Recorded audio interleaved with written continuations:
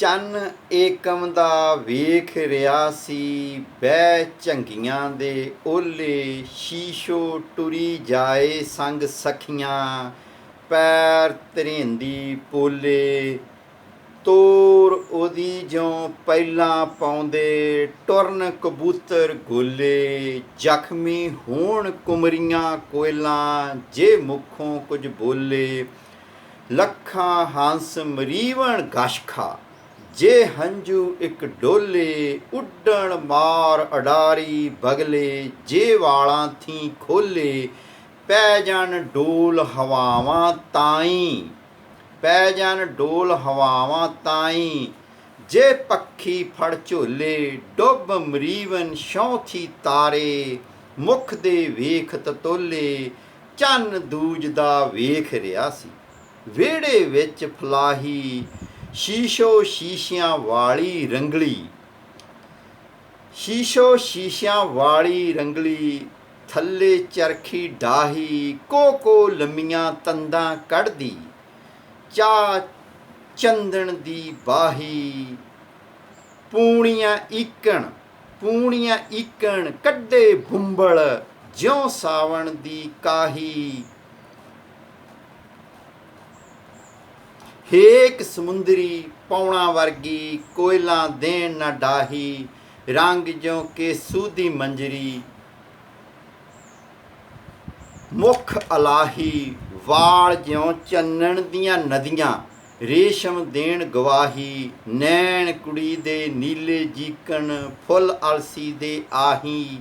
ਚੰਨ ਤੀਜ ਦਾ ਵੇਖ ਰਿਹਾ ਸੀ, ਸ਼ੀਸ਼ੋ ਨਦੀਏ ਨਹਾਉਂਦੀ, ਭਰ ਭਰ ਚੁਲੀਆਂ ਧੋਂਦੀ ਮੁਖੜਾ, ਸਤਿਗੁਰ ਨਾਮ ਧਿਆਉਂਦੀ। ਅਕਸ ਪਿਆ ਵਿੱਚ ਨਿਤਰੇ ਪਾਣੀ, ਆਪ ਵੇਖ ਸ਼ਰਮਾਉਂਦੀ। ਸੜ ਸੜ ਜਾਂਦੇ ਨਾਜ਼ੁਕ ਪੋਟੇ, ਜਿਸ ਅੰਗ ਹੱਥ ਛਿਹਾਉਂਦੀ। ਸੁੱਤੀ ਵੇਖ ਨਦੀ ਵਿੱਚ ਚਾਨਣ, ਰੂਹ ਉਹਦੀ ਕਮਲਾਉਂਦੀ। ਮਾਰ ਅਡਾਰੀ ਲੰਮੀ ਸਾਰੀ, ਅਰਸ਼ੀ ਉੱਡਣਾ ਚਾਹੁੰਦੀ। ਮਹਿਕਾਂ ਵਰਗਾ ਸੁਪਨਾ ਉਣਦੀ, ਝੂਮ ਗਲੇ ਵਿੱਚ ਪਾਉਂਦੀ। ਸੁਪਨੇ ਪੈਰੀਂ ਝਾਂਜਰ ਪਾ ਕੇ, ਤਾੜੀ ਮਾਰ ਅਡਾਉਂਦੀ। ਚੰਨ ਚੌਥ ਦਾ ਵੇਖ ਰਿਹਾ ਸੀ, ਖੜਿਆਂ ਵਾਂਗ ਡਰਾਵੇ, ਸ਼ੀਸ਼ੋ ਦਾ ਪਿਓ ਖੇਤਾਂ ਦੇ ਵਿੱਚ ਉੱਗਿਆ ਨਜ਼ਰੀ ਆਵੇ। ਤੋੜ ਉਫਕ ਤੱਕ ਝੂਮ ਰਹੇ ਸਨ ਟਾਂਡੇ ਸਾਵੇ ਸਾਵੇ, ਹਰਸੂ ਨੱਚੇ ਫਸਲ ਸਿਓਲਾ, ਲੈ ਵਿੱਚ ਧਰਤ ਕਲਾਵੇ। ਸ਼ੀਸ਼ੋ ਦਾ ਪਿਓ ਡਰਦਾ ਕਿਧਰੇ ਮਾਲਕ ਨਾ ਆ ਜਾਵੇ, ਪਲ ਪਲ ਮਗਰੋਂ ਮਾਰੇ ਚਾਂਗਰ, ਫੜ ਫੜ ਅੜਕ ਅੜਾਵੇ। ਰਾਤ ਦਿਨੇ ਦੀ ਰਾਖੀ ਬਦਲੇ, ਟੁੱਕਰ ਚਾਰ ਕਮਾਵੇ। ਅੱਧੀ ਰਾਤ ਹੋਈ ਪਰ ਜਾਗੇ, ਡਰ ਰੋਜੀ ਦਾ ਖਾਵੇ। ਪੰਚਮ ਦਾ ਚੰਨ ਵੇਖ ਰਿਹਾ ਸੀ, ਆਥਣ ਵੇਲਾ ਹੋਇਆ। ਲਹਿੰਦੇ ਦੇ ਪੱਤਣਾਂ ਦਾ ਅੰਬਰ ਲਾਲ ਕਿਰਮਚੀ ਹੋਇਆ, ਗਗਨਾਂ ਦੇ ਵਿੱਚ ਕੋਈ ਤਾਰਾ ਜਾਪੇ ਮੋਇਆ ਮੋਇਆ। ਸ਼ੀਸ਼ੇ ਦੀ ਮਾਂ ਰੰਗੋਂ ਲਾਖੀ, ਜਿਉਂ ਕਣਕਾਂ ਵਿੱਚ ਕੋਇਆ। ਟੋਰ ਉਹਦੀ ਜਿਉਂ ਹੋਏ ਨਵੇਰਾ, ਬਲਦ ਧਰਾਨੇ ਜੋਇਆ। ਨੈਣ ਉਹਦੇ ਬਰਸਾਤੀ ਪਾਣੀ ਦਾ ਹੋਵੇ ਟੋਇਆ, ਵਾਲ ਉਹਦੇ ਕੋਈ ਦੁੱਧੀ ਬੱਦਲ, ਸਰੂਆ ਓਲੇ ਹੋਇਆ। ਸ਼ੀਸ਼ੋ ਦੀ ਮਾਂ ਵੇਖ ਵਿਚਾਰੀ, ਚੰਨ ਬੜਾ ਹੀ ਰੋਇਆ। ਚੰਨ ਛਟੀ ਦਾ ਵੇਖ ਰਿਹਾ ਸੀ, ਸ਼ੀਸ਼ੋ ਢਾਕੇ ਚਾਈ। ਘੜਾ ਗੁਲਾਬੀ ਗਲਗਲ ਭਰਿਆ, ਲੈ ਖੂਹੇ ਤੋਂ ਆਈ। ਖੜਿਆ ਵੇਖ ਬੀਹੀ ਵਿੱਚ ਮਾਲਕ, ਖੇਤਾਂ ਦਾ ਸ਼ਰਮਾਈ। ਡਰੀ ਡਰਾਈ ਤੇ ਘਬਰਾਈ, ਲਾਂਘੀ ਉਂਦੀ ਪਾਈ। ਮਟਕ ਚਾਨਣੇ ਵਾਕਣ ਉਸਦੀ ਜਾਨ ਲਬਾਂ ਤੇ ਆਈ। ਲੋ ਲੱਗਦੀ ਉਹਦੀ ਰੂਹ ਥੀ ਜਾਪੇ, ਲੱਭੇ ਕਿਰਨ ਨਕਾਈ। ਜਿਸ ਪਲ ਸੁੱਟਿਆ ਪੈਰ ਘਰੇ ਥੀ, ਉਸ ਪਲ ਥੀ ਪਛਤਾਈ। ਸਾਰੀ ਰੈਣ ਨਮਾਣੀ, ਸ਼ੀਸ਼ੋ ਪਾਸੇ ਪਰਤ ਵਿਹਾਈ। ਸੱਤਵੀਂ ਦਾ ਚੰਨ ਵੇਖ ਰਿਹਾ ਸੀ, ਚੁੱਪ ਚਪੀਤੇ ਖੜਿਆ। ਪਿੰਡ ਦਾ ਮਾਲਕ ਚੂਰ ਨਸ਼ੇ ਵਿੱਚ ਵੇਖ ਬੜਾ ਹੀ ਡਰਿਆ। ਇੱਕ ਹੱਥ ਸਾਂਭ ਬੱਕੀ ਦੀਆਂ ਵਾਗਾਂ, ਇੱਕ ਹੱਥ ਹੰਨੇ ਧਰਿਆ। ਕੰਨੀ ਉਹਦੇ ਨੱਤੀਆਂ ਲਸ਼ਕਣ, ਮੁੱਖ ਤੇ ਸੂਰਜ ਚੜ੍ਹਿਆ। ਉਮਰੋਂ ਅਧਖੜ ਰੰਗ ਪਿਆਜ਼ੀ, ਸਿਰ ਤੇ ਸਾਫਾ ਹਰਿਆ। ਅੱਡੀ ਮਾਰ ਬੱਕੀ ਦੀ ਕੁੱਖੇ, ਜਾ ਖੇਤੀ ਵਿੱਚ ਵੜਿਆ, ਜਾ ਖੇਤਾਂ ਵਿੱਚ ਵੜਿਆ। ਸ਼ੀਸ਼ੋ ਦਾ ਪਿਓ ਮਾਲਕ ਸਾਵੇਂ ਉਦੀ ਪਾਈ ਖੜਿਆ, ਵੇਖ ਰਿਹਾ ਸੀ ਲਿਸ਼ ਲਿਸ਼ ਕਰਦਾ, ਹਾਰ ਤਲੀ ਤੇ ਧਰਿਆ। ਚੰਨ ਅਸ਼ਟਮੀ ਦੇ ਨੇ ਤੱਕਿਆ, ਸ਼ੀਸ਼ੋ ਭੌਂ ਤੇ ਲੇਟੀ। ਦੁੱਧ ਚਿੱਟੀ ਮਰਮਰੀ ਚਿੱਪਰ ਚਾਨਣ ਵਿੱਚ ਵਲੇਟੀ, ਸਾਹਾਂ ਵਿੱਚ ਵਿਲੇ ਕਥੂਰੀ, ਦੂਰੋਂ ਆਣ ਅਚੇਟੀ, ਸੁੱਕੀ ਸੁੱਤੀ ਘੂਕ ਲਈ ਪਏ ਸੁਪਨੇ, ਚੰਨ ਰੇਸ਼ਮ ਦੀ ਬੇਟੀ। ਸੁਪਨੇ ਦੇ ਵਿੱਚ ਸ਼ੀਸ਼ੋ ਨੇ ਖੁਦ ਸ਼ੀਸ਼ੋ ਮੋਈ ਵੇਖੀ, ਡਿੱਠਾ ਕੁੱਲ ਗਰਾਂਸ ਸੜਦਾ, ਸੁੱਕੀ ਸਾਰੀ ਖੇਤੀ, ਸ਼ੀਸ਼ੋ ਦੇ ਪਿਓ ਮੋਈ ਸ਼ੀਸ਼ੋ, ਖਫਣਾ ਫਣ ਬਦਲੇ ਵੇਚੀ। ਸ਼ੀਸ਼ੋ ਵੇਖ ਕਲੈਣਾ ਸੁਪਨਾ, ਝੱਬਦੇ ਉੱਠ ਖਲੋਤੀ। ਨੌਵੀਂ ਦਾ ਚੰਨ ਵੇਖ ਰਿਹਾ ਸੀ ਸ਼ੀਸ਼ੋ ਤੇ ਇੱਕ ਸਾਇਆ, ਸ਼ੀਸ਼ੋ ਸੰਗ ਟਰੀਂਦਾ ਅੱਧੀ ਰਾਤ ਨਦੀ ਤੇ ਆਇਆ। ਨਦੀਆਂ ਗਲ ਗਲ ਚਾਨਣ ਵਗਦਾ, ਚਾਨਣ ਹੜ ਚਾਨਣ ਦਾ ਆਇਆ, ਚੀਰ ਨਦੀ ਤੇ ਚਾਨਣ ਲੰਘੇ ਸ਼ੀਸ਼ੋ ਤੇ ਉਹ ਸਾਇਆ।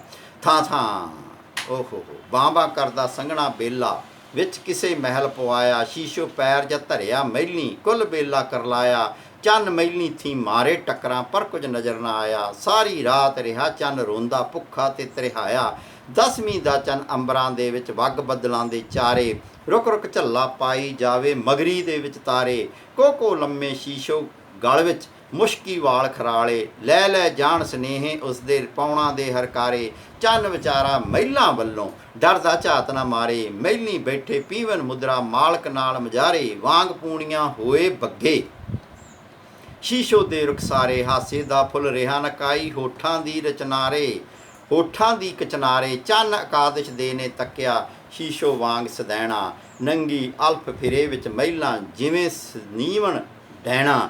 ਮੁਖ ਤੇ ਹਲਦੀ ਦਾ ਲੈ ਚੜਿਆ, ਅੰਗ ਬਲੇ ਵਿੱਚ ਨੈਣਾ। ਪੁੱਟੇ ਪੈਰ ਤਾਂ ਠੇਡਾ ਲੱਗੇ, ਪੁੱਟੇ ਪੈਰ ਤਾਂ ਠੇਡਾ ਲੱਗੇ, ਔਖਾ ਦਿਖਸੇ ਬਹਿਣਾ। ਥੰਮੀਆਂ ਪਕੜ ਖਲੋਵੇ ਚੰਦਰੀ, ਆਇਆ ਵਕਤ ਕਲਹਿਣਾ। ਮਾਂ ਕਰਦੀ ਮਾਰੇ ਡਾਡਾਂ, ਸਭ ਕਰਟੇ ਜਿਉਂ ਮਹਿਣਾ। ਔਖਾ ਜੀਕਣ ਹੋਇਆ ਪਛਾਨਣ, ਸੂਰਜ ਚੜੇ ਟਟਹਿਣਾ।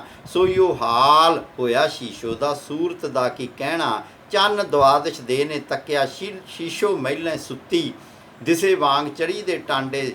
ਸਾਵਾ ਮਸਾਤਰ ਉੱਚੀ, ਪੀਲੀ ਭੂਕ ਹੋਈ ਵਤ ਪੋਲੀ, ਨੀਮ ਜੋਗੀਆਂ ਗੁੱਟੀ। ਪੌਣ ਵਗੇ ਤਾਂ ਉੱਡ ਉੱਡ ਜਾਏ ਸ਼ੀਸ਼ੋ ਤੋੜ ਤਣਾਵਾਂ, ਲਏ ਹਟਕੋਰੇ ਜਾਪੇ ਜੀਕਣ ਮੁੱਕੀ ਕਿ ਬਸ ਮੁੱਕੀ। ਲੰਮੀ ਪਈ ਕਰੀਚੇ ਦੰਦੀਆਂ, ਲੁੜਛੇ ਹੋ ਪੁੱਠੀ, ਢਾਈ ਮਾਰ ਕਰਲਾਏ ਸ਼ੀਸ਼ੋ, ਜਿਉਂ ਢਾਬੀ ਤਰਮੁੱਚੀ। ਪਰ ਚੰਨ ਬਾਝੋਂ ਕਿਸੇ ਨਾ ਵੇਖੀ ਉਹ ਹੱਡਾਂ ਦੀ ਮੁੱਠੀ। ਚੰਨ ਤਰੋਦਸ਼ ਦੇ ਨੇ ਤੱਕਿਆ, ਚੰਨ ਤਰੋਦਸ਼ ਦੇ ਨੇ ਤੱਕਿਆ, ਪਾਣੀ ਪਾਣੀ ਕਰਦੀ ਸ਼ੀਸ਼ੋ।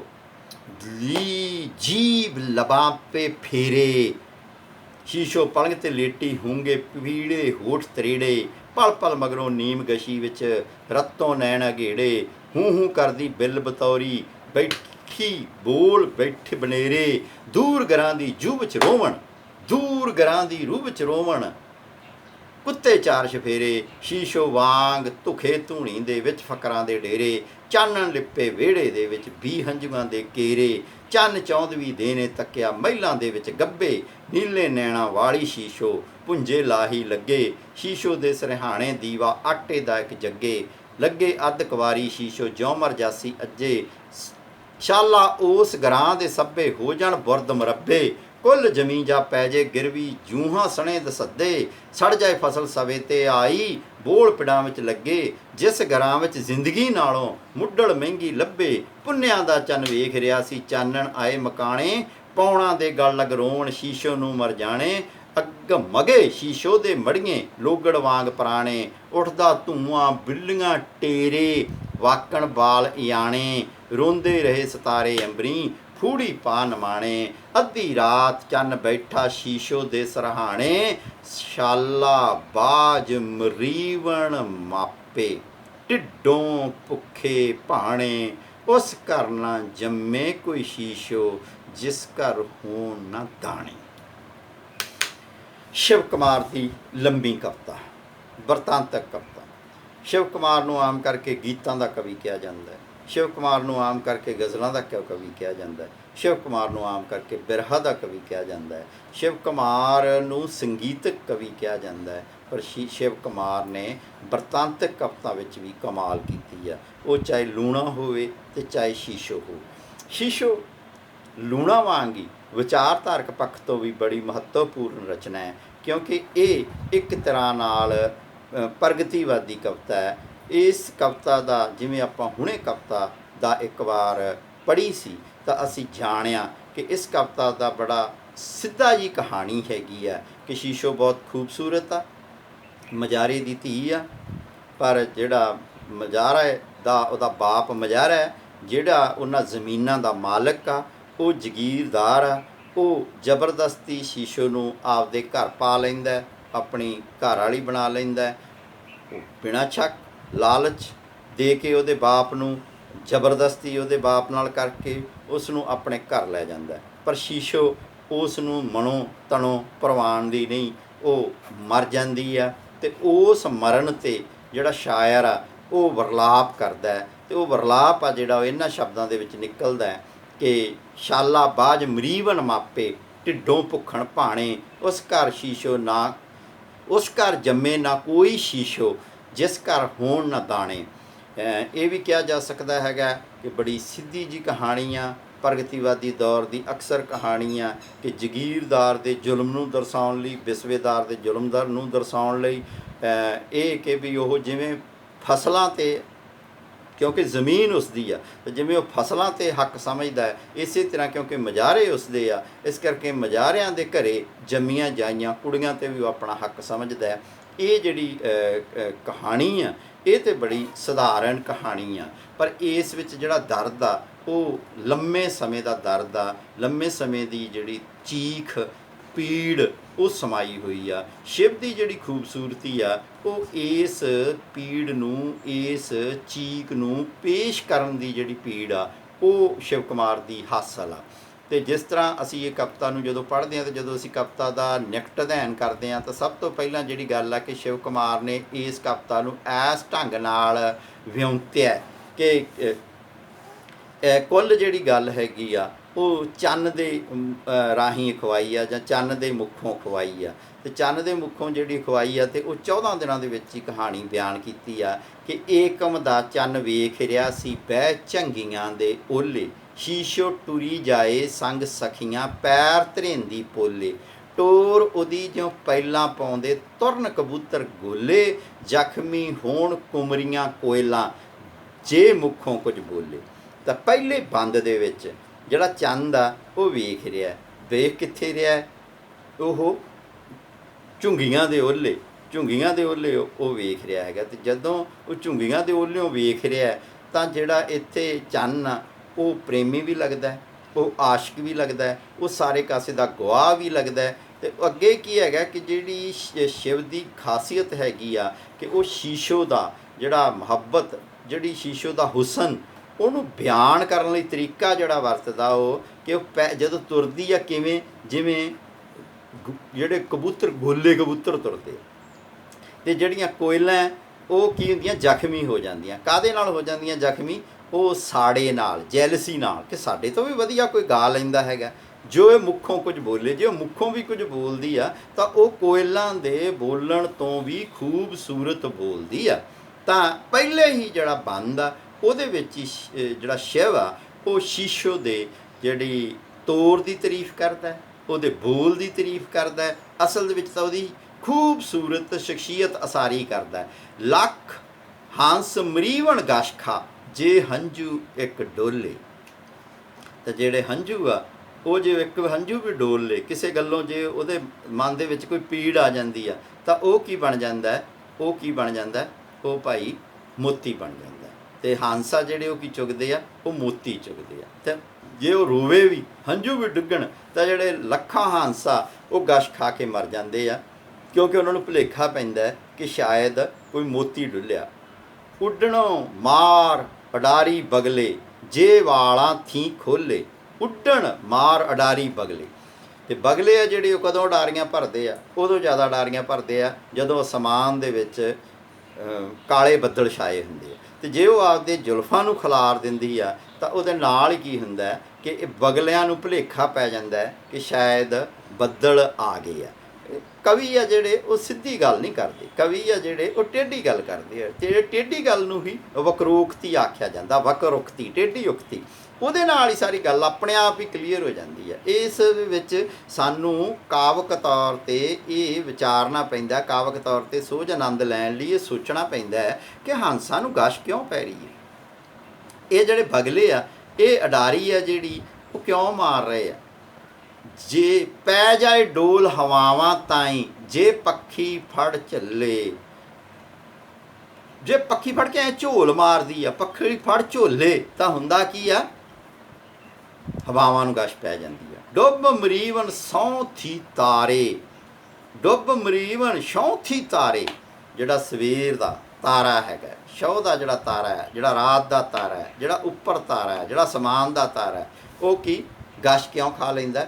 ਮੁੱਖ ਦੇ ਵੇਖ ਤਤੋਲੇ, ਮੁੱਖ ਦੇ ਉੱਤੇ ਜਿਹੜੇ ਉਹਨੇ ਖਣਵਾਇਆ ਹੋਇਆ, ਤਿਲ ਦਾਣਾ ਖਣਵਾਇਆ ਹੋਇਆ, ਜਾਂ ਜਿਹੜਾ ਉਹਨੇ ਤਾਰਾ ਖਣਵਾਇਆ ਹੋਇਆ। ਤਾਂ ਇੱਕ ਤਰ੍ਹਾਂ ਨਾਲ ਕਵੀ ਆ ਜਿਹੜਾ, ਉਹ ਟੇਢੇ ਢੰਗ ਨਾਲ ਜਿਹੜੀ ਸ਼ੀਸ਼ੋ ਆ ਉਹਦੀ ਖੂਬਸੂਰਤੀ ਨੂੰ ਬਿਆਨ ਕਰਦਾ ਜਾਂਦਾ, ਲਗਾਤਾਰ ਉਹਦੀ ਖੂਬਸੂਰਤੀ ਨੂੰ ਬਿਆਨ ਕਰਦਾ ਹੈ। ਅਤੇ ਉਹਦਾ ਬਿਆਨ ਕਰਨ ਦਾ ਜਿਹੜਾ ਢੰਗ ਆ ਉਹ ਬੜਾ ਖੂਬਸੂਰਤ ਹੈ। ਇਸੇ ਕਰਕੇ ਹੀ ਉਹ ਵੱਡਾ ਕਵੀ ਆ, ਕਿਉਂਕਿ ਉਹ ਜਦੋਂ ਬਿਆਨ ਕਰਦਾ ਹੈ ਉਦੋਂ ਬਹੁਤ ਖੂਬਸੂਰਤ ਕਰਦਾ। ਹੁਣ ਇਹ ਇੱਕ ਰਾਤ ਦਾ ਜਾਂ ਇੱਕ ਚੰਨ ਦਾ ਬਿਆਨ ਆ, ਇਹ ਇੱਕ ਚੰਨ ਦਾ ਬਿਆਨ ਆ, ਏਕਮ ਦਾ ਬਿਆਨ ਆ। ਹੁਣ ਦੂਜ ਦਾ ਜਿਹੜਾ ਬਿਆਨ ਆ ਉਦੋਂ ਵੀ ਅੱਗੇ, ਚੰਨ ਦੂਜ ਦਾ ਵੇਖ ਰਿਹਾ ਸੀ ਵਿਹੜੇ ਵਿੱਚ ਫਲਾਹੀ, ਸ਼ੀਸ਼ੋ ਸ਼ੀਸ਼ਿਆਂ ਵਾਲੀ ਰੰਗਲੀ ਥੱਲੇ ਚਰਖੀ ਡਾਹੀ। ਵਿਹੜੇ ਦੇ ਵਿੱਚ ਉਹ ਚਰਖਾ ਕੱਤ ਰਹੀ ਹੈ। ਚਰਖਾ ਕਿਹੜਾ ਕੱਤ ਰਹੀ ਹੈ? ਸ਼ੀਸ਼ੋ, ਨਾਂ ਉਹਦਾ ਸ਼ੀਸ਼ੋ ਆ। ਕਰਦੀ ਕੀ ਹੈ? ਸ਼ੀਸ਼ਿਆਂ ਵਾਲੀ ਕਿਹੜੀ? ਰੰਗਲੀ ਥੱਲੇ ਚਰਖੀ ਡਾਹੀ, ਕੋ ਲੰਮੀਆਂ ਤੰਦਾਂ ਕੱਢਦੀ। ਹੁਣ ਇਹ ਕਵੀ ਦੀ ਅਤਕਥਨੀ ਅਲੰਕਾਰ ਆ ਕਿ ਇੱਕ ਜਿਹੜੀ ਲੜਕੀ ਆ ਖੂਬਸੂਰਤ ਆ, ਪਰ ਉਹ ਕਿੰਨੀਆਂ ਕੁ ਲੰਮੀਆਂ ਜਿਹੜੀਆਂ ਤੰਦਾਂ ਕੱਢ ਸਕਦੀ ਆ।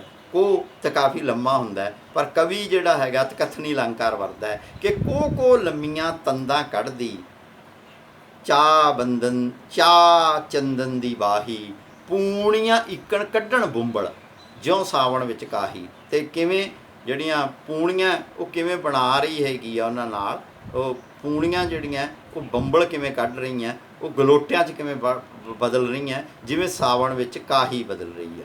ਤਾਂ ਸਾਰਾ ਹੀ ਜਿਹੜਾ ਦ੍ਰਿਸ਼ ਚਿੱਤਰਨ ਆ, ਜਿਹੜਾ ਦੂਜੇ ਭਾਗ ਵਿੱਚ ਉਹਦੇ ਕੰਮਕਾਰੀ ਹੋਣ ਦਾ, ਉਹਦੇ ਸੱਜੀ ਹੋਣ ਦਾ, ਉਹਦੇ ਕਿਰਤੀ ਹੋਣ ਦਾ, ਉਹਦੇ ਮਿਹਨਤੀ ਹੋਣ ਦਾ ਪ੍ਰਮਾਣ ਹੈ ਕਿ ਉਹ ਪਹਿਲੇ ਦੇ ਵਿੱਚ ਖੂਬਸੂਰਤੀ ਆ, ਇਹਦੇ ਵਿੱਚ ਉਹਦੀ ਮਿਹਨਤ ਆ, ਪਰ ਇਹਦੇ ਵਿੱਚ ਸੋਝ ਬਰਾਬਰ ਵਿਦਮਾਨ ਆ ਕਿ ਜਿਹੜੀਆਂ ਤੰਦਾਂ ਵੀ ਕੱਢਦੀ ਆ ਉਹ ਕੋ ਲੰਮੀਆਂ, ਜਿਹੜੀ ਚੰਦਨ ਦੀ ਬਾਹੀ ਪਕੜਦੀ ਆ, ਜਿਹੜੇ ਬੁੰਬਲ ਆ ਉਹ ਕਿਵੇਂ ਨਿਕਲਦੇ ਆ। ਇਹ ਸਾਰਾ ਕਵੀ ਨੇ ਬਿਆਨ ਕੀਤਾ।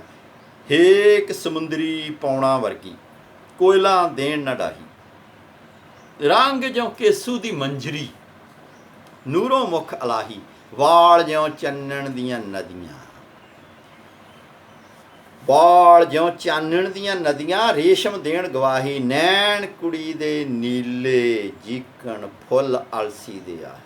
ਤਾਂ ਫਿਰ ਉਹਦੀ ਖੂਬਸੂਰਤੀ ਵੱਲ ਆ ਜਾਂਦਾ, ਫਿਰ ਉਹਦੇ ਸੁੰਦਰ ਬੋਲਾਂ ਵੱਲ ਪਰਤ ਆਉਂਦਾ ਕਿ ਉਹਦੀ ਆਵਾਜ਼ ਆ ਜਿਹੜੀ ਉਹਦੀ ਹੇਕ ਆ ਉਹ ਸਮੁੰਦਰੀ ਪੌਣਾ ਵਰਗੀ ਆ, ਅਤੇ ਕੋਇਲਾਂ ਨੂੰ ਵੀ ਉਹ ਮਾਤ ਦਿੰਦੀ ਆ।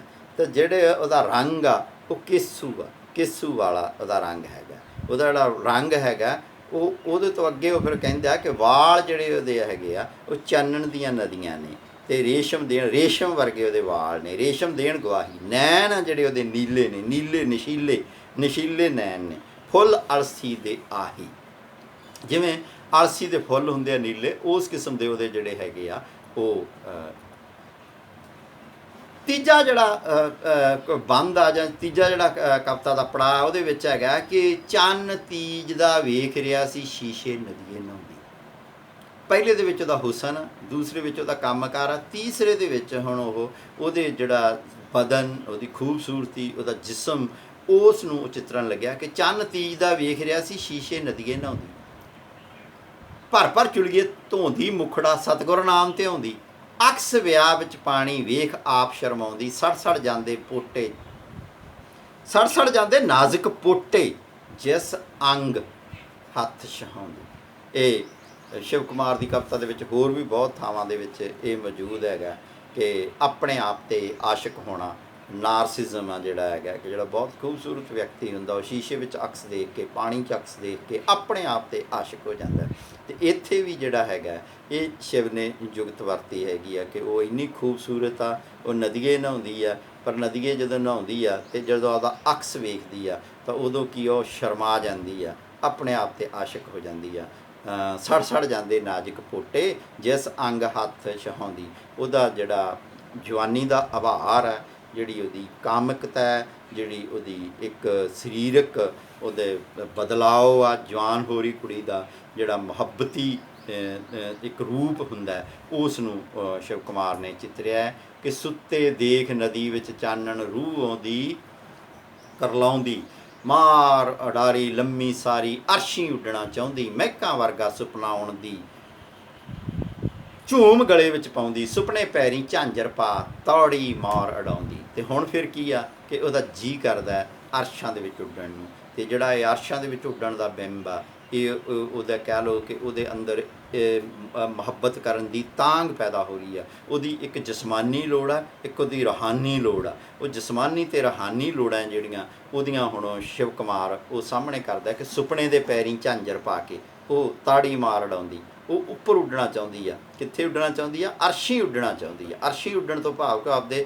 ਹਾਣ ਦੇ ਹਾਣੀ ਨੂੰ ਚਾਹੁੰਦੀ ਆ, ਰੂਹ ਦੇ ਹਾਣੀ ਨੂੰ ਚਾਹੁੰਦੀ ਆ, ਆਪਣੇ ਸੁਪਨੇ ਪੂਰੇ ਕਰਨੇ ਚਾਹੁੰਦੀ ਆ, ਜ਼ਿੰਦਗੀ ਦੇ ਵਿੱਚ ਉਹ ਉੱਪਰ ਉੱਡਣਾ ਚਾਹੁੰਦੀ ਆ। ਤੇ ਹੁੰਦਾ ਕੀ ਆ? ਚੰਨ ਚੌਥ ਦਾ ਵੇਖ ਰਿਹਾ ਸੀ ਖੜਿਆਂ ਵਾਂਗ ਡਰਾਵੇ, ਸ਼ੀਸ਼ੇ ਦਾ ਪਿਓ ਖੇਤਾਂ ਦੇ ਵਿੱਚ ਉੱਗਿਆ ਨਜ਼ਰੀ ਆਵੇ, ਤੋੜ ਉਫਕ ਤੱਕ ਝੂਮ ਰਹੇ ਸਨ ਟਾਂਡੇ ਸਾਵੇ ਸਾਵੇ, ਹਰਸੂ ਨੱਚੇ ਫਸਲ ਸਿਆਉਣਾ ਤੈ ਵਿੱਚ ਧਰਤ ਕਲਾਵੇ। ਹੁਣ ਅਗਲੀ ਗੱਲ ਕੀ ਹੈ ਕਿ ਇਹ ਤਾਂ 3 ਜਿਹੜੇ ਪੜਾਅ ਸੀ, ਉਹਦੇ ਵਿੱਚ ਉਹਦੇ ਹੁਸਨ ਦਾ ਵਰਣਨ ਸੀ, ਉਹਦੇ ਕਿਰਤੀ ਮਿਹਨਤੀ ਹੋਣ ਦਾ ਵਰਣਨ ਸੀ, ਉਹਦੇ ਨਹਾਉਣ ਦਾ ਵਰਣਨ ਆ, ਉਹਦੇ ਸੁਪਨਿਆਂ ਦਾ ਵਰਣਨ ਆ।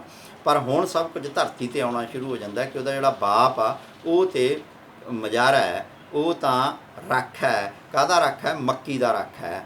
ਤਾਂ ਉਹ ਕੀ ਆ? ਡਰਾਵੇ ਵਰਗਾ ਹੈ। ਉਹਦੇ ਵਿੱਚ ਜਾਨ ਨਹੀਂ ਆ। ਉਹ ਕੀ ਹੈਗਾ? ਉਹ ਤਾਂ ਖੇਤ ਵਿੱਚ ਗੱਡੇ ਡਰਨੇ ਵਰਗਾ ਹੈ। ਤੇ ਉਹਦੀ ਹਾਲਤ ਕੀ ਹੈਗੀ ਆ ਕਿ ਉਹ ਤਾਂ ਸ਼ੀਸ਼ੋ ਦਾ ਪਿਓ ਡਰਦਾ ਕਿਧਰੇ ਮਾਲਕ ਨਾ ਆ ਜਾਵੇ, ਪਲ ਪਲ ਮਗਰੋਂ ਮਾਰੇ ਚਾਂਗਰ ਬੈਠਾ ਅੜਕੜਾਵੇ, ਰਾਤ ਦਿਨੇ ਦੀ ਰਾਖੀ ਬਦਲੇ ਟੁੱਕਰ ਚਾਰ ਕਮਾਵੇ, ਅੱਧੀ ਰਾਤ ਹੋਈ ਪਰ ਜਾਗੇ ਡਰ ਰੋਜੀ ਦਾ ਖਾਵੇ। ਤੇ ਬਾਪ ਦੀ ਸਥਿਤੀ ਕੀ ਹੈਗੀ ਆ ਕਿ ਸਾਰੀ ਸਾਰੀ ਰਾਤ ਉਹਨੂੰ ਜਾਗਾ ਰੱਖਣਾ ਪੈਂਦਾ, ਜਗਰਾਤਾ ਰੱਖਣਾ ਪੈਂਦਾ ਆਪਦੇ ਮਾਲਕ ਦਾ, ਆਪਦੇ ਖੇਤ ਦੇ ਮਾਲਕ ਦਾ। ਜਗੀਰਦਾਰ ਦੀ ਫਸਲ ਬਚਾਉਣ ਲਈ ਉਹ ਫਸਲਾਂ ਨੂੰ ਬਚਾ ਰਿਹਾ। ਇਹ ਬਿੰਬ ਵੀ ਅੱਗੇ ਜਾ ਕੇ ਇੱਕ ਨਵੇਂ ਅਰਥ ਗ੍ਰਹਿਣ ਕਰ ਜਾਊਗਾ ਕਿ ਉਹ ਮਾਲਕ ਦੀ ਫਸਲ ਨੂੰ ਬਚਾ ਰਿਹਾ ਹੈਗਾ, ਉਹ ਮੱਕੀ ਨੂੰ ਬਚਾ ਰਿਹਾ ਹੈਗਾ। ਤੇ ਹੁੰਦਾ ਕੀ ਆ ਕਿ ਪੰਚਮ ਦਾ ਚੰਨ ਵੇਖ ਰਿਹਾ ਸੀ ਆਥਣ ਵੇਲਾ ਹੋਇਆ, ਲਹਿੰਦੇ ਦੇ ਪੱਤਣਾ ਦਾ ਅੰਬਰ ਲਾਲ ਕਿਰਮਚੀ ਹੋਇਆ। ਉਹ ਤੁਸੀਂ ਸ਼ਿਵ ਕੁਮਾਰ ਦਾ ਦ੍ਰਿਸ਼ ਚਿੱਤਰਣ ਵੇਖੋ ਕਿ ਆਥਣ ਵੇਲਾ ਹੋਇਆ। ਤੇ ਹੁੰਦਾ ਕੀ ਹੈ ਫਿਰ? ਆਥਣ ਵੇਲੇ ਕੀ ਹੁੰਦਾ?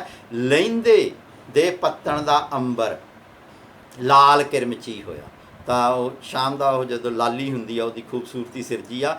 ਗਗਨਾਂ ਦੇ ਵਿੱਚ ਕੋਈ ਕੋਈ ਤਾਰਾ ਜਾਪੇ ਮੋਇਆ ਮੋਇਆ, ਸ਼ੀਸ਼ੋ ਦੀ ਮਾਂ, ਸ਼ੀਸ਼ੋ ਦੀ ਮਾਂ ਰੰਗੋ ਲਾਖੀ, ਜਿਉਂ ਕਣਕਾਂ ਵਿੱਚ ਕੋਇਆ, ਟੋਰ ਉਹਦੀ ਜਿਉਂ ਹੋਏ ਨਵੇਰਾ, ਬਲਦ ਧਰਾਨੇ ਜੋਇਆ, ਨੈਣ ਉਹਦੇ ਬਰਸਾਤੀ ਪਾਣੀ ਜਿਉਂ ਹੋਇਆ ਕੋਈ ਟੋਇਆ, ਵਾਲ ਉਹਦੇ ਜਿਵੇਂ ਦੁੱਧੀ ਬੱਦਲ ਸਰਵਿਆ, ਓਲੇ ਹੋਇਆ ਸ਼ੀਸ਼ੇ ਦੇ ਵਿੱਚ, ਸ਼ੀਸ਼ੋ ਦੀ ਮਾਂ ਵੇਖ ਵਿਚਾਰੀ, ਚੰਨ ਬੜਾ ਹੀ ਰੋਇਆ। ਹੁਣ ਉਹਦੀ ਜਿਹੜੀ ਮਾਂ ਹੈ ਉਹ ਬਜ਼ੁਰਗ ਆ, ਉਹਦੇ ਵਾਲ ਚਿੱਟੇ ਨੇ, ਉਹ ਬਹੁਤ ਹੀ ਜਿਵੇਂ ਜੋਤਾ ਲੱਗਿਆ ਬਲਬ ਥੱਕਿਆ ਹੁੰਦਾ, ਹੌਲੀ ਹੌਲੀ ਤੁਰਦਾ ਹੈ। ਤਾਂ ਫਿਰ ਉਸ ਸਥਿਤੀ ਦੇ ਵਿੱਚ ਜਿਹੜਾ ਘਰ ਦਾ ਕੰਮ ਆ ਉਹ ਕਰਨ ਦੀ ਕਿਹਦੀ ਜ਼ਿੰਮੇਵਾਰੀ ਬਣਦੀ ਆ? ਉਹ ਸ਼ੀਸ਼ੋ ਦੀ ਬਣਦੀ ਹੈ। ਤੇ ਫਿਰ ਸ਼ੀਸ਼ੋ ਕੀ ਕਰਦੀ ਆ? ਚੰਨ ਛਟੀ ਦਾ, ਯਾਨੀ 6ਵੇਂ ਦਿਨ ਦਾ ਚੰਨ, ਚੰਨ ਛਟੀ ਦਾ ਵੇਖ ਰਿਹਾ ਸੀ, ਸ਼ੀਸ਼ੋ ਢਾਕੇ ਚਾਈ, ਘੜਾ ਗੁਲਾਬੀ ਗਲਗਲ ਭਰਿਆ, ਲੈ ਖੂਹੇ ਤੋਂ ਆਈ, ਖੜਿਆ ਵੇਖ ਬੀਹੀ ਵਿੱਚ ਮਾਲਕ, ਖੇਤਾਂ ਦਾ ਸ਼ਰਮਾਈ, ਭਰੀ ਭਰਾਈ ਤੇ ਘਬਰਾਈ, ਲਾਂਘੀ ਊਂਦੀ ਪਾਈ। ਮਹੱਤਵਪੂਰਨ ਗੱਲ ਆ ਕਿ ਸ਼ੀਸ਼ੋ ਆ ਜਿਹੜੀ ਉਹ ਹੁਣ ਪਹਿਲਾਂ ਮਾਂ ਦਾ ਵਰਣਨ, ਪਹਿਲਾਂ ਸ਼ੀਸ਼ੋ ਦਾ ਵਰਣਨ, ਸ਼ੀਸ਼ੋ ਦੀ ਖੂਬਸੂਰਤੀ ਦਾ ਵਰਣਨ, ਉਹਦੀ ਮਿਹਨਤ ਦਾ ਵਰਣਨ, ਉਹਦਾ ਆਪਣੇ ਆਪ 'ਤੇ ਆਸ਼ਕ ਹੋ ਜਾਣ ਦਾ ਵਰਣਨ, ਉਹਦਾ ਹਵਾ ਦੇ ਵਿੱਚ ਅਸਮਾਨ ਦੇ ਵਿੱਚ ਉੱਪਰ ਉੱਡਣ ਦਾ ਵਰਣਨ। ਤੇ ਫਿਰ ਕੀ ਆ?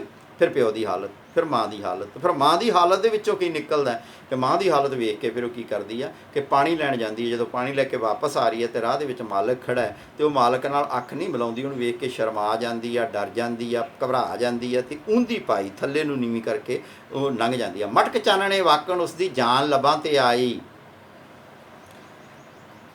ਲੋ ਲੱਗਦੀ ਉਹਦੀ ਰੂਹ ਥੀ ਜਾਪੇ, ਲੱਭੇ ਕਿਰਨ ਕਾਈ, ਜਿਸ ਪਲ ਸੁੱਟਿਆ ਜਿਸ ਪਲ ਪੁੱਟਿਆ ਪੈਰ ਘਰੇ ਥੀ, ਉਸ ਪਲ ਥੀ ਪਛਤਾਈ, ਸਾਰੀ ਨੈਣ ਰਵਾਣੀ, ਸ਼ੀਸ਼ੋ ਪਾਸੇ ਪਰਤ ਵਿਹਾਈ।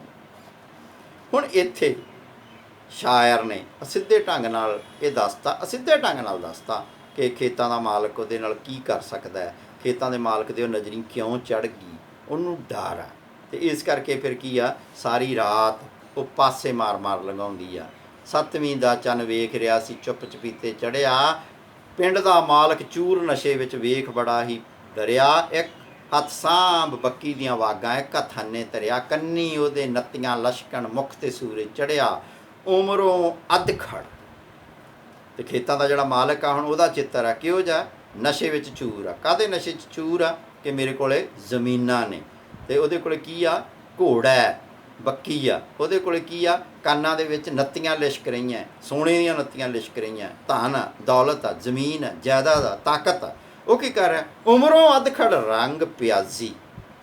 ਅੱਧਖੜ ਉਮਰ ਦਾ, ਸਿਰ 'ਤੇ ਸਾਵਾ ਹਰਿਆ, ਸਿਰ 'ਤੇ ਸਾਫਾ ਹਰਿਆ ਬੰਨਿਆ ਹੋਇਆ। ਅੱਡੀ ਮਾਰ ਬੱਕੀ ਦੀ ਕੁੱਖੇ ਜਾ ਖੇਤਾਂ ਵਿੱਚ ਵੜਿਆ, ਆਪਦੇ ਖੇਤ 'ਚ ਵੜ ਗਿਆ ਜਾ ਕੇ।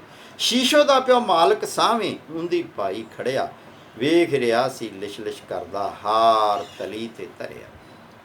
ਅਤੇ ਉਹ ਜਿਹੜਾ ਮਾਲਕ ਆ, ਖੇਤਾਂ ਦਾ ਮਾਲਕ ਆ, ਉਹ ਤਲੀ 'ਤੇ ਹੱਥ ਦੇ ਉੱਤੇ, ਜਿਹੜਾ ਤਲੀ ਦੇ ਉੱਤੇ ਧਰਿਆ ਹਾਰ ਆ, ਜਿਹੜਾ ਉਹ ਉਹਨੂੰ ਪੇਸ਼ ਕਰਦਾ ਹੈਗਾ ਸ਼ੀਸ਼ੋ ਦੇ ਪਿਓ ਨੂੰ। ਅਤੇ ਇਹਦਾ ਅਰਥ ਕੀ ਹੈਗਾ ਕਿ ਆ ਤੂੰ ਹਾਰ ਲੈ ਅਤੇ ਸ਼ੀਸ਼ੋ ਮੇਰੇ ਨਾਲ ਪਰਣਾ, ਸ਼ੀਸ਼ੋ ਮੇਰੇ ਨਾਲ ਵਿਆਹ। ਅਤੇ ਅੱਗੇ ਫਿਰ ਕੀ ਹੁੰਦਾ, ਚੰਨ ਅਸ਼ਟਮੀ ਦੇ ਨੇ ਤੱਕਿਆ, ਸ਼ੀਸ਼ੋ ਭੌਂ 'ਤੇ ਲੇਟੀ।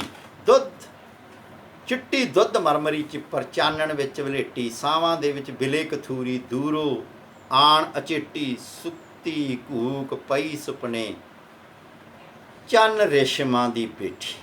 ਹਜੇ ਉਹਨੂੰ ਆਪਦੀ ਹੋਣੀ ਦਾ ਡਰ ਤਾਂ ਪੈ ਗਿਆ ਸੀ ਕਿ ਮਾਲਕ ਨੇ ਵੇਖ ਲਿਆ ਹੈ, ਜਗੀਰਦਾਰ ਨੇ ਵੇਖ ਲਿਆ, ਡਾਢੇ ਨੇ ਵੇਖ ਲਿਆ, ਪਰ ਇਸ ਦੇ ਬਾਵਜੂਦ ਸੁਪਨੇ ਲੈ ਰਹੀ ਹੈ। ਹਜੇ ਸੁਪਨੇ ਕਿਹੜਾ ਲੈ ਰਹੀ ਹੈ, ਸੁਪਨਾ ਡਰ ਦਾ ਸੁਪਨਾ ਲੈ ਰਹੀ ਹੈ। ਸੁਪਨੇ ਦੇ ਵਿੱਚ ਸ਼ੀਸ਼ੋ ਨੇ ਖੁਦ ਸ਼ੀਸ਼ੋ ਮੋਈ ਵੇਖੀ।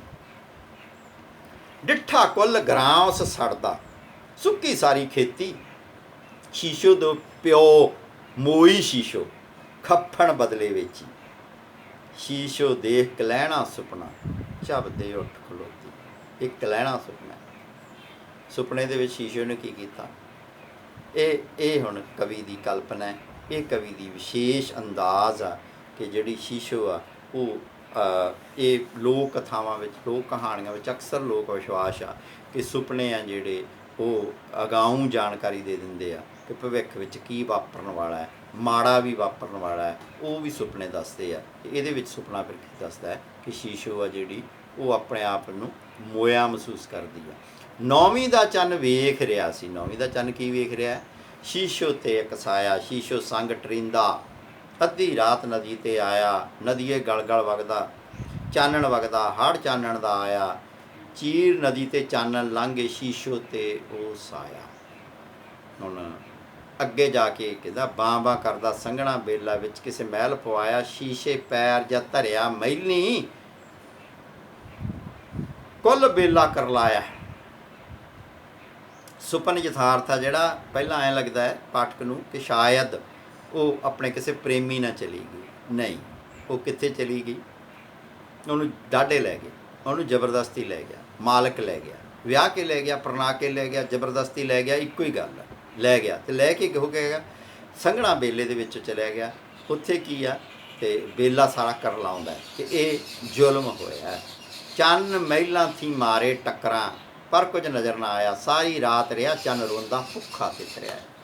ਹੁਣ ਜਿਹੜਾ ਚੰਨ ਆ ਨਾ, ਉਹ ਚੰਨ ਨਹੀਂ ਰਹਿੰਦਾ, ਚੰਨ ਇੱਥੇ ਆਸ਼ਿਕ ਬਣ ਜਾਂਦਾ। ਚੰਨ ਆ ਜਿਹੜਾ ਉਹ ਆਸ਼ਿਕ ਬਣ ਜਾਂਦਾ। ਚੰਨ ਅਸਲ ਦੇ ਵਿੱਚ ਹੈ ਹੀ ਆਸ਼ਿਕ, ਉਹ ਸ਼ੀਸ਼ੋ ਦਾ ਆਸ਼ਿਕ ਆ। ਅਤੇ ਹੁਣ ਇੱਥੇ ਕੀ ਹੋ ਰਿਹਾ ਕਿ ਹੁਣ ਉਹਦੇ ਤੋਂ ਸਾਰਾ ਕੁਝ ਓਹਲੇ ਹੋ ਗਿਆ। ਕਿੱਥੇ ਹੋ ਗਿਆ, ਉਹ ਤਾਂ ਮਹਿਲਾਂ ਦੇ ਵਿੱਚ ਉਹਨੂੰ ਲੈ ਗਿਆ, ਡਾਢਾ ਲੈ ਗਿਆ। 10ਵੀਂ ਦਾ ਚੰਨ ਅੰਬਰਾਂ ਦੇ ਵਿੱਚ ਵੱਗ ਬੱਦਲਾਂ ਦੇ ਚਾਰੇ, ਰੁਕ ਰੁਕ ਝੱਲਾ ਪਾਈ ਜਾਵੇ ਮਗਰੀ ਦੇ ਵਿੱਚ ਤਾਰੇ। ਕੋ ਲੰਮੇ ਸ਼ੀਸ਼ੋ ਦੇ ਗਲ ਵਿੱਚ ਖੁਸ਼ਕੀ ਮੁਸ਼ਕੀ ਵਾਲ ਖਿਲਾਰੇ, ਲੈ ਲੈ ਜਾਣ ਸਨੇਹੇ ਉਹਦੇ ਪਾਉਣਾ ਦੇ ਹਰਕਾਰੇ। ਹੁਣ ਉਹਦੀ ਹਾਲਤ ਬੁਰੀ ਹੈ।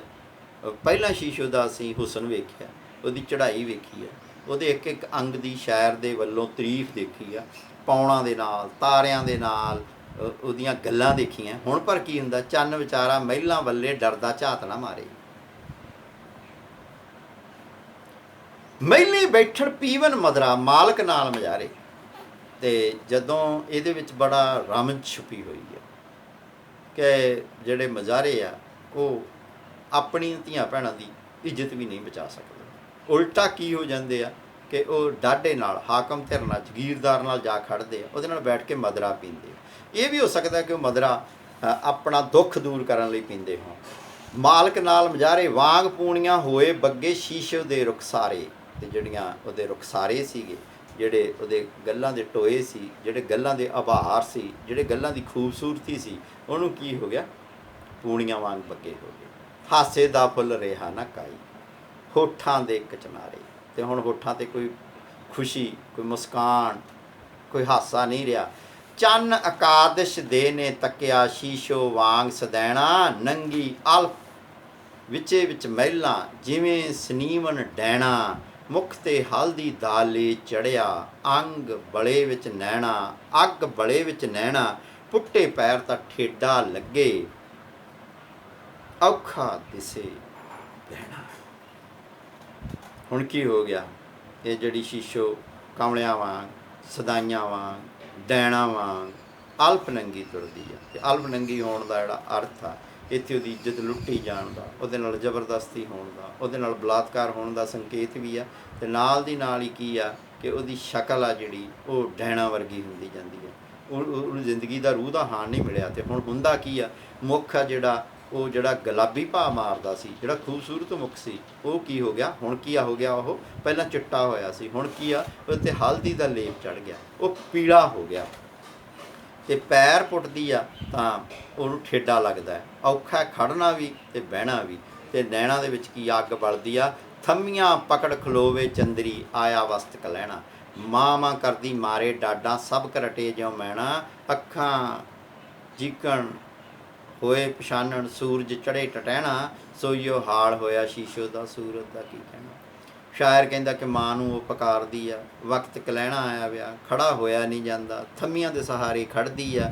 ਤਾਂ ਫੇਰ ਕੀ ਆ ਕਿ ਉਹਦਾ ਹਾਲ ਕੀ ਆ, ਕਿ ਤਾਕਤਵਰ ਅੱਗੇ ਕੀ ਆ, ਜੋ ਟਟਹਿਣੇ ਦਾ ਹਾਲ ਹੁੰਦਾ ਸੂਰਜ ਅੱਗੇ, ਉਹ ਉਹਦਾ ਹਾਲ ਆ। ਚੰਨ ਦੁਆਦਸ਼ ਦੇ ਨੇ ਤੱਕਿਆ ਸ਼ੀਸ਼ੋ ਮਹਿਲਾਂ ਸੁੱਤੀ, ਜਿਸੇ ਵਾਂਗ ਚਰੀ ਦੇ ਟਾਂਡੇ, ਸਵਾ ਮਸਾਤਰ ਉੱਚੀ, ਪੀਲੀ ਭੂਕ ਹੋਈ ਵੱਤ ਪੋੜੀ ਨੀਮ, ਨੀਮ ਜੋਗੀਆਂ ਗੁੱਟੀ, ਪੌਣ ਵਰੀ ਤਾਂ ਉੱਡ ਉੱਡ ਜਾਏ, ਸ਼ੀਸ਼ੋ ਤੋੜ ਤਣਾਵਾਂ ਟੁੱਟੀ। ਤੇ ਹੁਣ ਕੀ ਆ, ਉਹ ਪੀਲੀ ਹੁੰਦੀ ਜਾਂਦੀ ਆ। ਪਹਿਲਾਂ ਕਿਹਾ, ਉਹਨਾਂ ਨੇ ਕਿਹਾ ਕਿ ਪੋੜੀ ਦੇ ਉਹ ਫੁੱਲਾਂ ਵਰਗੀ ਹੋ ਗਈ ਆ, ਲੈ ਟਕੋਰੇ ਚਾਪੇ ਜੀਕਣ, ਬਸ ਮੁੱਕੀ ਕੇ ਮੁੱਕੀ। ਹੁਣ ਤਾਂ ਇਹ ਲੱਗਦਾ ਕਿ ਬਸ ਉਹ ਖਤਮ ਹੋਣ ਜਾ ਰਹੀ ਆ, ਉਹ ਸੱਚਮੁੱਚ ਉਹ ਮਰਨ ਜਾ ਰਹੀ ਆ। ਉਹ ਦੰਦੀਆਂ ਕਰੀਚਦੀ ਆ, ਢਾਈਆਂ ਮਾਰ ਮਾਰ ਰੋਂਦੀ ਆ, ਤੇ ਉਹਦੀ ਹਾਲਤ ਆ ਜਿਹੜੀ ਉਹ ਬੜੀ ਨਾਜ਼ੁਕ ਆ, ਬੜੀ ਮਾੜੀ ਆ, ਬੜੀ ਮੁਸੀਬਤ ਦੇ ਵਿੱਚ ਆ। ਪਰ ਚੰਨ ਬਾਝ ਉਹ ਕਿਸੇ ਨਾ ਵੇਖੀ, ਉਹ ਹੱਡਾਂ ਦੀ ਮੁੱਠੀ, ਚੰਨ ਤਰੌਦਸ਼ ਦੇ ਨੇ ਤੱਕਿਆ, ਪਾਣੀ ਪਾਣੀ ਕਰਦੀ ਸ਼ੀਸ਼ੋ, ਜੀਭ ਲਬਾਂ 'ਤੇ ਫੇਰੇ, ਸ਼ੀਸ਼ੋ ਪਲੰਘ 'ਤੇ ਲੇਟੀ ਹੋਂਗੇ, ਪੀਲੇ ਹੋਠ ਤਰੇੜੇ, ਪਈ ਪਲ ਪਲ ਮਗਰੋਂ ਨੀਮ ਗਸ਼ੀ ਵਿੱਚ, ਰੱਤੇ ਨੈਣ ਅਗੇੜੇ। ਹੁਣ ਅੱਗੇ ਸ਼ਾਇਰ ਆ ਜਿਹੜਾ ਉਹ ਹੋਰ ਵੀ ਦਰਦਨਾਕ ਸੀਨ ਖਿੱਚਦਾ ਹੈ ਕਿ ਹੂ ਹੂ ਕਰਦੀ ਬਿੱਲ ਬਤੌਰੀ, ਬੋਲੀ ਬੈਠ ਬਨੇਰੇ। ਜਿਹੜੇ ਸਾਡੇ ਲੋਕ ਧਾਰਾ ਦੇ ਵਿੱਚ ਜਿਹੜੇ ਚਿੱਤਰ ਨੇ, ਹੁਣ ਕਵੀ ਉਹਨਾਂ ਨੂੰ ਪੇਸ਼ ਕਰਨ ਲੱਗਿਆ ਕਿ ਕੱਤੇ ਚਾਰ ਸ਼ਫੇਰੇ, ਸ਼ੀਸ਼ੋ ਵਾਂਗ ਧੁਖੇ ਧੂਣੀ ਦੇ ਵਾਂਗ ਧੁਖ ਰਹੀ ਆ, ਜਿਵੇਂ ਫੱਕਰਾਂ ਦੇ ਵਿਹੜੇ ਵਿੱਚ ਧੂਣੀ ਲੱਗੀ ਹੁੰਦੀ ਆ। ਪਰ ਹੁਣ ਕੀ ਆ ਕਿ ਚਾਨਣ ਲਿਪੇ ਵਿਹੜੇ ਦੇ ਵਿੱਚ ਬੀ ਹੰਝੂਆਂ ਦੇ ਘੇਰੇ, ਉਹਦੀ ਹਾਲਤ ਮਾੜੀ ਆ। ਚੰਨ ਚੌਦਵੀਂ ਨੇ ਤੱਕਿਆ, ਮਹਿਲਾਂ ਦੇ ਵਿੱਚ ਗੱਭੇ, ਮਹਿਲਾਂ ਦੇ ਵਿੱਚ ਗੱਭੇ, ਸ਼ੀਸ਼ੋ ਨੈਣਾ ਵਾਲੀ, ਨੀਲੇ ਨੈਣਾ ਵਾਲੀ ਸ਼ੀਸ਼ੋ, ਪੁੰਜੇ ਲਾਹੀ ਲੱਗੇ, ਥੱਲੇ ਲਾ ਲਈ ਮਰ ਗਈ। ਸ਼ੀਸ਼ੋ ਦੇ ਸਰਾਣੇ ਦੀਵਾ, ਆਟੇ ਦਾ ਇੱਕ ਜੱਗੇ, ਆਟੇ ਦਾ ਦੀਵਾ ਜਗਣਾ ਪ੍ਰਾਣੀ ਦੇ ਮਰ ਜਾਣ ਦਾ ਸੰਕੇਤ ਹੈ ਕਿ ਉਹ ਮਰ ਚੁੱਕੀ ਆ। ਲੱਗੀ ਅੱਧ ਕੁਵਾਰੇ ਸ਼ੀਸ਼ੇ, ਜਿਉਂ ਮਰ ਜਾਸੀ ਅੱਜੇ, ਸ਼ਾਲਾ ਉਸ ਗਰਾਂ ਦੇ ਸੱਭੇ। ਹੁਣ ਕਵੀ ਆ ਜਿਹੜਾ ਉਹਦੀ ਮੌਤ 'ਤੇ ਵਰਲਾਪ ਕਰਦਾ, ਬਦਸੀਸ ਦਿੰਦਾ ਹੈ। ਕੀ ਬਦਸੀਸ ਦਿੰਦਾ ਹੈ ਕਿ ਸ਼ਾਲਾ ਉਸ ਗਰਾਂ ਦੇ ਸੱਭੇ ਹੋ ਜਾਣ ਬੁਰਦ ਮੁਰੱਬੇ, ਕਿ ਉਸ ਪਿੰਡ ਦੇ ਜਿਹੜੇ ਸਾਰੇ ਮੁਰੱਬੇ ਆ ਉਹ ਖਤਮ ਹੋ ਜਾਣ, ਜ਼ਮੀਨਾਂ ਖਤਮ ਹੋ ਜਾਣ, ਗਿਰਵੀ ਪੈ ਜਾਣ, ਸਭ ਫਸਲਾਂ ਸਵੇ 'ਤੇ ਆਈ, ਬੋਲ ਪਿੜੇ ਵਿੱਚ ਲੱਗੇ, ਜਿਸ ਗਰਾਂ ਵਿੱਚ ਜ਼ਿੰਦਗੀ ਨਾਲੋਂ ਮੁੱਢਲ ਮਹਿੰਗੀ ਲੱਭੇ। ਉਹ ਕਹਿੰਦਾ ਕਿ ਇਸ ਥਾਂ 'ਤੇ ਹੁਣ ਜੀਣ ਦਾ, ਰਹਿਣ ਦਾ ਕੋਈ ਹੱਕ ਨਹੀਂ ਆ। ਪੁੰਨਿਆਂ ਦਾ ਚੰਨ ਵੇਖ ਰਿਹਾ ਸੀ, ਚਾਨਣ ਆਏ ਮਕਾਣੇ, ਪੌਣਾ ਦੇ ਗਲ ਲੱਗ ਲੱਗ ਰੋਵਣ, ਸ਼ੀਸ਼ੋ ਦੇ ਮਰ ਜਾਣੇ, ਅੱਗ ਮਗੇ ਸ਼ੀਸ਼ੋ ਦੇ ਮੜੀਏ, ਲੋਗੜ ਵਾਂਗ ਪੁਰਾਣੇ। ਸ਼ੀਸ਼ੋ ਦੀ ਮੌਤ ਹੋ ਜਾਂਦੀ ਆ, ਉਹਦਾ ਚਿੱਤਰ ਖਿੱਚਦਾ ਤਾਂ ਆਖਰ ਤੇ ਉਹ ਕਹਿੰਦਾ ਕਿ ਰੋਂਦੇ ਹੋਏ ਸਤਾਰੀ ਅੰਬਰੀ ਫੂੜੀ ਖਾਨ ਮਾਣੇ, ਸ਼ੀਸ਼ੋ ਦੇ ਸਾਰੀ ਰਾਤ ਰਿਹਾ ਚੰਨ ਬੈਠਾ, ਸ਼ੀਸ਼ੋ ਦੇ ਸਰਹਾਣੇ, ਸ਼ਾਲਾ ਬਾਜ ਮਰੀਵਨ ਮਾਪੇ ਢਿੱਡੋਂ ਭੁੱਖਣ ਭਾਣੇ, ਉਸ ਘਰ ਜੰਮੇ ਨਾ ਕੋਈ ਸ਼ੀਸ਼ੋ ਜਿਸ ਘਰ ਹੋਣ ਨਾ ਦਾਣੇ। ਤਾਂ ਉਹ ਇਹ ਲੰਮੀ ਕਵਿਤਾ ਹੈ। ਇਸ ਲੰਮੀ ਕਵਿਤਾ ਦੇ ਰਾਹੀਂ ਜਿਹੜੀ ਗੱਲ ਸਾਡਾ ਸ਼ਾਇਰ ਕਹਿਣਾ ਚਾਹੁੰਦਾ ਹੈ ਕਿ ਪ੍ਰਗਤੀਵਾਦੀ ਵੀ ਪ੍ਰਭਾਵ ਆ, ਜਿਹੜਾ ਵਰਤਾਂਤਕ ਤੱਤ ਵੀ ਆ, ਰੋਮਾਂਸਕ ਜਿਹੜਾ ਅੰਸ਼ ਵੀ ਆ, ਜਿਸ ਗੱਲ ਕਰਕੇ ਸ਼ਿਵ ਕੁਮਾਰ ਦੀ ਆਲੋਚਨਾ ਵੀ ਹੁੰਦੀ ਰਹੀ ਉਹ ਇਹ ਸੀ ਕਿ ਉਹ ਬਿਰਹਾ ਦੀ ਸਿਰਫ ਆਪਣੇ ਦੁੱਖ ਦੀ ਗੱਲ ਕਰਦਾ ਹੈ, ਪਰ ਇਸ ਕਵਿਤਾ ਦੇ ਵਿੱਚ ਉਹ ਸ਼ੀਸ਼ੋ ਦੇ ਦੁੱਖ ਦੀ ਗੱਲ ਕਰਦਾ ਹੈ, ਗਰੀਬ ਘਰ ਦੀ ਕੁੜੀ ਦੀ ਗੱਲ ਕਰਦਾ ਹੈ। ਪਰ ਫਿਰ ਵੀ ਜਿਹੜੇ ਆਲੋਚਕ ਨੇ ਉਹ ਇਸ ਗੱਲ ਦੀ ਵੀ ਆਲੋਚਨਾ ਕਰਦੇ ਆ ਕਿ ਜਿਹੜੀਆਂ ਇਹ ਲਾਈਨਾਂ ਨੇ ਕਿ ਸ਼ਾਲਾ ਬਾਜ ਮਰੀਵਨ ਮਾਪੇ ਢਿੱਡੋਂ ਭੁੱਖਣ ਭਾਣੇ, ਉਸ ਘਰ ਜੰਮੇ ਨਾ ਕੋਈ ਸ਼ੀਸ਼ੋ ਜਿਸ ਘਰ ਹੋਣ ਨਾ ਦਾਣੇ। ਤਾਂ ਉਹ ਇੱਕ ਤਰ੍ਹਾਂ ਦਾ ਕਹਿੰਦਾ ਕਿ ਗਰੀਬਾਂ ਨੂੰ ਕੁੜੀਆਂ ਜੰਮਣੀਆਂ ਹੀ ਨਹੀਂ ਚਾਹੀਦੀਆਂ, ਉਹਨਾਂ ਦੇ ਘਰ ਕੁੜੀਆਂ ਪੈਦਾ ਹੀ ਨਹੀਂ ਹੋਣੀਆਂ ਚਾਹੀਦੀਆਂ। ਅਸਲ ਵਿੱਚ ਤਾਂ ਉਹ ਜਜ਼ਬਾਤੀ ਹੋ ਕੇ ਇੱਕ ਹੂਕ ਕੱਢਦਾ ਹੈਗਾ, ਪਰ ਅਸਲ ਇਹਦਾ ਅਰਥ ਇਹ ਨਿਕਲਦਾ ਹੈਗਾ ਕਿ ਜਿਹੜਾ ਕਵੀ ਦਾ ਜਿਹੜਾ ਬਿਆਨ ਆ ਜਾਂ ਕਵੀ ਜਿਸ ਚੀਜ਼ 'ਤੇ ਜ਼ੋਰ ਦਿੰਦਾ ਉਹਨੂੰ ਇਸ ਚੀਜ਼ 'ਤੇ ਜ਼ੋਰ ਦੇਣਾ ਚਾਹੀਦਾ ਕਿ ਉਸ ਜਿਹੜਾ ਜਗੀਰਦਾਰ ਜਿਹੜਾ ਧੱਕੇਸ਼ਾਹੀ ਕਰਦਾ, ਜਿਹੜਾ ਆਪਣੇ ਪੈਸੇ ਦੇ ਜ਼ੋਰ ਨਾਲ ਸੁੰਦਰ ਔਰਤਾਂ ਨੂੰ ਜ਼ਬਰਦਸਤੀ ਆਪਣੇ ਘਰ ਪਾਉਂਦਾ, ਉਹਦੇ ਖਿਲਾਫ ਸੰਘਰਸ਼ ਦੀ ਇਹਦੇ ਵਿੱਚ ਨਹੀਂ ਮਿਲਦੀ ਗੀ। ਸੋ ਉਹ ਸਗੋਂ ਇੱਕੋ ਹੀ ਗੱਲ ਕਹਿੰਦਾ ਕਿ ਉਸ ਘਰ ਔਰਤਾਂ ਹੀ ਨਾ ਜੰਮਣ। ਅਤੇ ਸ਼ਾਇਦ ਜਿਹੜਾ ਪੰਜਾਬ ਦੇ ਵਿੱਚ ਲੰਮਾ ਸਮਾਂ ਕੁੜੀਆਂ ਮਾਰੀਆਂ ਜਾਂਦੀਆਂ ਰਹੀਆਂ ਉਹਦਾ ਕਾਰਨ ਵੀ ਇਹੀ ਹੋਵੇ ਕਿ ਕੁੜੀਆਂ ਹੋਣ ਹੀ ਨਾ। ਅਸਲ ਦੇ ਵਿੱਚ ਤਾਂ ਇਹ ਕਿ ਸ਼ਿਵ ਕੁਮਾਰ ਬਾਰੇ ਇਹ ਵੀ ਇੱਕ ਗੱਲ ਆਖੀ ਜਾਂਦੀ ਰਹੀ ਹੈ ਕਿ ਸ਼ਿਵ ਕੁਮਾਰ ਨੇ ਜਿਹੜੀ ਸ਼ੀਸ਼ੋ ਕਵਿਤਾ ਲਿਖੀ, ਇਹ ਕਿਹਾ ਜਾ ਸਕਦਾ ਹੈਗਾ ਕਿ ਉਸ ਸਮੇਂ ਦੇ ਪ੍ਰਗਤੀਵਾਦੀ ਪ੍ਰਭਾਵ ਅਧੀਨ ਲਿਖੀ ਕਵਿਤਾ ਹੈਗੀ ਹੈ। ਤਾਂ ਸ਼ਿਵ ਕੁਮਾਰ ਨੇ ਜਦੋਂ ਇਹ ਕਵਿਤਾ ਲਿਖੀ ਤਾਂ ਉਸ ਕਵਿਤਾ ਦੇ ਵਿੱਚ ਜਿਹੜਾ ਉਹਦਾ ਮਨਪਸੰਦ ਚੀਜ਼ ਆ ਰੋਮਾਂਸਵਾਦ, ਉਹ ਉਸੇ ਤਰ੍ਹਾਂ ਹਾਜ਼ਰ ਰਹਿੰਦਾ। ਸ਼ਿਵ ਦੀ ਖੂਬਸੂਰਤੀ ਆ ਜਿਹੜੀ ਉਹ ਇਸ ਗੱਲ ਵਿੱਚ ਆ ਕਿ ਉਹ ਘਟਨਾਵਾਂ ਨੂੰ ਬਿਆਨ ਕਰਨ ਵਿੱਚ, ਉਹਨਾਂ ਦੀ ਲੜੀ ਬਣਾਉਣ ਵਿੱਚ ਅਤੇ ਉਹਦੇ ਲਈ ਢੁੱਕਵੇਂ ਰੂਪਕ ਅਤੇ ਪ੍ਰਤੀਕ ਬਿੰਬ ਚੁਣਨ ਦੇ ਵਿੱਚ ਬੜਾ ਮਾਹਰ। ਅਤੇ ਸੰਗੀਤਾਤਮਕਤਾ ਹੈ ਜਿਹੜੀ ਅਤੇ ਜਿਹੜੀ ਗਾਇਨ ਯੋਗਤਾ ਹੈ ਕਿਸੇ ਕਵਿਤਾ ਦੀ, ਉਹ ਹਮੇਸ਼ਾ ਬਰਕਰਾਰ ਰਹਿੰਦੀ ਹੈ। ਵਿਚਾਰਧਾਰਕ ਤੌਰ 'ਤੇ ਇਹ ਗੱਲ ਜ਼ਰੂਰ ਹੈਗੀ ਆ ਕਿ ਉਹਦੇ ਵਿੱਚ ਇਸ ਤਰ੍ਹਾਂ ਲੱਗਦਾ ਹੈਗਾ ਕਿ ਜਿਵੇਂ ਗਰੀਬਾਂ ਨੂੰ ਕੁੜੀਆਂ ਜੰਮਣੀਆਂ ਹੀ ਨਹੀਂ ਚਾਹੀਦੀਆਂ, ਗਰੀਬਾਂ ਦੇ ਘਰ ਕੁੜੀਆਂ ਪੈਦਾ ਹੀ ਨਹੀਂ ਹੋਣੀਆਂ ਚਾਹੀਦੀਆਂ, ਭਾਵਾਂ ਉਹ ਬੇਬਸੀ ਦੇ ਵਿੱਚੋਂ ਇੱਕ ਤਰ੍ਹਾਂ ਦੀ ਬਦਸੀਸ ਵਜੋਂ ਉਹ ਗੱਲ ਨਿਕਲਦੀ। ਉਹ ਬਦਸੀਸ ਲੱਗਦਾ ਇਹ ਹੈ ਕਿ ਜਿਵੇਂ ਸ਼ੀਸ਼ੋ ਦੇ ਮਾਪਿਆਂ ਨੂੰ ਦਿੱਤੀ ਜਾ ਰਹੀ ਹੁੰਦੀ, ਅਸਲ ਵਿੱਚ ਉਹ ਬਦਸੀਸ ਤਾਂ ਉਸ ਪ੍ਰਬੰਧ ਨੂੰ, ਜਗੀਰਦਾਰੀ ਪ੍ਰਬੰਧ ਨੂੰ ਦਿੱਤੀ ਜਾ ਰਹੀ ਹੈਗੀ ਆ। ਪਰ ਇਹੀ ਜਿਹੜਾ ਵਿਸ਼ਾ ਹੈਗਾ ਇਹ ਫਿਰ ਕਿਸੇ ਹੋਰ ਰੂਪ ਦੇ ਵਿੱਚ ਫੈਲਦਾ ਜਾ ਕੇ ਲੂਣਾ ਦੇ ਵਿੱਚ, ਜਾਂ ਕਹਿ ਲਓ ਕਿ ਲੂਣਾ ਦਾ ਇਹ ਇੱਕ ਰੂਪ ਹੈਗਾ ਕਿ ਲੂਣਾ ਦੇ ਵਿੱਚ ਵੀ ਜਿਹੜਾ ਰਾਜਾ ਹੈਗਾ ਉਹ ਗਰੀਬ ਘਰ ਦੀ ਜਿਹੜੀ ਲੜਕੀ ਹੈ, ਗਰੀਬ ਘਰ ਦੀ ਜਿਹੜੀ ਹੈ ਕੁੜੀ ਆ ਲੂਣਾ ਜਿਹੜੀ, ਉਹ ਸਲਵਾਨ ਉਹਨੂੰ ਜ਼ਬਰਦਸਤੀ ਵਿਆਹ ਲੈਂਦਾ ਅਤੇ ਇੱਥੇ ਵੀ ਜਿਹੜੀ ਉਹ ਲੜਕੀ ਆ ਉਹਨੂੰ ਜ਼ਬਰਦਸਤੀ ਉਠਾ ਲਿਆ ਜਾਂਦਾ। ਅਸਲ ਵਿੱਚ ਤਾਂ ਇਹਦੇ ਪਿੱਛੇ ਜਿਹੜੀ ਮੁੱਖ ਜਿਹੜਾ ਦੁੱਖ ਹੈਗਾ ਉਹ ਇਹ ਹੈਗਾ ਕਿ ਜਿਹੜਾ ਜਗੀਰਦਾਰ ਸਮਝਦਾ ਹੈ ਕਿ ਜਿਵੇਂ ਜ਼ਮੀਨ ਮੇਰੀ ਆ, ਜ਼ਮੀਨ ਦੇ ਵਿੱਚ ਪੈਦਾ ਹੋਣ ਵਾਲੀਆਂ ਫਸਲਾਂ ਮੇਰੀਆਂ, ਇਸੇ ਤਰ੍ਹਾਂ ਹੀ ਜਿਹੜੇ ਮੇਰੇ ਮਜ਼ਾਰੇ ਨੇ ਉਹਨਾਂ ਦੇ ਘਰ ਪੈਦਾ ਹੋਣ ਵਾਲੀਆਂ ਕੁੜੀਆਂ ਵੀ ਦੇ ਉੱਤੇ ਵੀ ਉਸੇ ਤਰ੍ਹਾਂ ਹੀ ਮੇਰਾ ਹੱਕ ਹੈਗਾ। ਭਾਵਾਂ ਇਸ ਨਾਲ ਉਹਦੀ ਕਰੂਅਲਟੀ, ਉਹਦੀ ਕਰੂਰਤਾ ਉਸ ਸਮਾਜ ਦੀ ਕਿ ਜਿੱਥੇ ਇੱਕ ਕੁੜੀ ਦੀ, ਇੱਕ ਨੌਜਵਾਨ ਕੁੜੀ ਦੀ ਆਪਣੀ ਕੋਈ ਮਰਜ਼ੀ ਨਹੀਂ ਆ, ਆਪਣੇ ਸੁਪਨੇ ਆ ਜਿਹੜੇ ਉਹਨੂੰ ਆਪਦੇ ਵੇਚਣੇ ਪੈਂਦੇ ਆ, ਗਾਉਣੇ ਪੈਂਦੇ ਆ, ਤਾਂ ਉਸ ਦੀ ਪੀੜ ਨੂੰ ਬਹੁਤ ਖੂਬਸੂਰਤ ਢੰਗ ਨਾਲ ਇਹ ਲੰਮੀ ਵਰਤਾਂਤਕ ਕਵਿਤਾ ਸ਼ੀਸ਼ੋ ਪੇਸ਼ ਕਰਦੀ ਹੈਗੀ ਆ। ਬਿਨਾਂ ਸ਼ੱਕ ਸ਼ਿਵ ਦੀ ਜਦੋਂ ਅਸੀਂ ਗੱਲ ਕਰਦੇ ਹਾਂ ਤਾਂ ਉਹਦੀ, ਜਦੋਂ ਅਸੀਂ ਪ੍ਰਗਤੀਵਾਦੀ ਕਵਿਤਾਵਾਂ ਦੀ ਗੱਲ ਕਰਦੇ ਹਾਂ ਤਾਂ ਉਹਦੇ ਵਿੱਚ ਜਿਹੜੀ ਸ਼ੀਸ਼ੋ ਆ ਉਹ ਪ੍ਰਮੁੱਖ ਬਣ ਕੇ ਸਾਹਮਣੇ ਆਉਂਦੀ ਆ। ਉਹਦੇ ਵਿੱਚ ਉਹਦੀ ਮਾਂ ਦੀ ਮਜਬੂਰੀ, ਉਹਦੀ ਪਿਓ ਦੀ ਮਜਬੂਰੀ, ਉਹਦੇ ਆਪਣੇ ਸੁਪਨਿਆਂ ਦਾ ਮਰ ਜਾਣਾ ਬੜੇ ਖੂਬਸੂਰਤ ਢੰਗ ਨਾਲ ਬਿਆਨ ਕੀਤਾ ਹੈਗਾ। ਮਿਹਰਬਾਨੀ।